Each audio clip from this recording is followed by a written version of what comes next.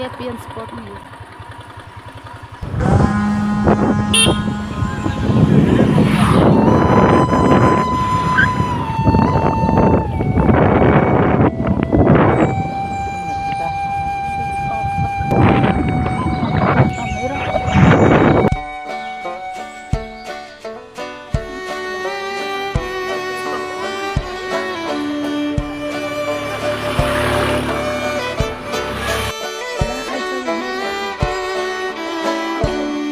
dâu tang ram tua mi chor pia ru ni yangen hello ten lung rua la ta kan per quang ching chang sai kan soi lai moye par moi tin ren le chi phim lên na kan so ram mo tim moye be kan so ram mun sa fiare tui thiang kan do na na thinh tin sai mồi lệ hôn đây giang ca na càng tin xa lên sông tên lúc mùa càng tin suy khô ôi môi xuông mang để cân lên mà sâu càng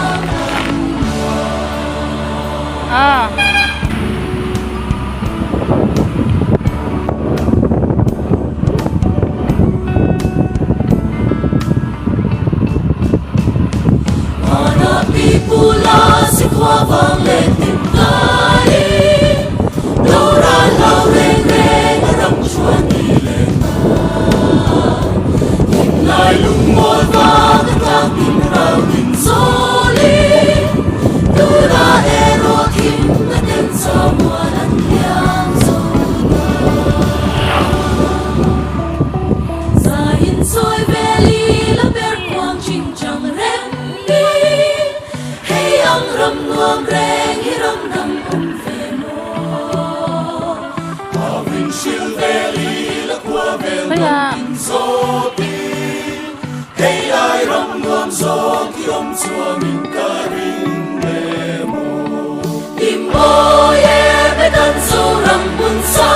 fiar tui thiang kan do na ta ti na thing tin sai moi le lo mei azam ka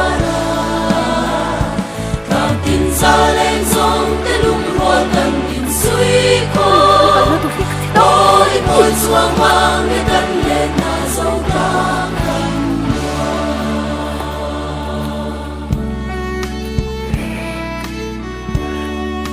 iya iya ketuban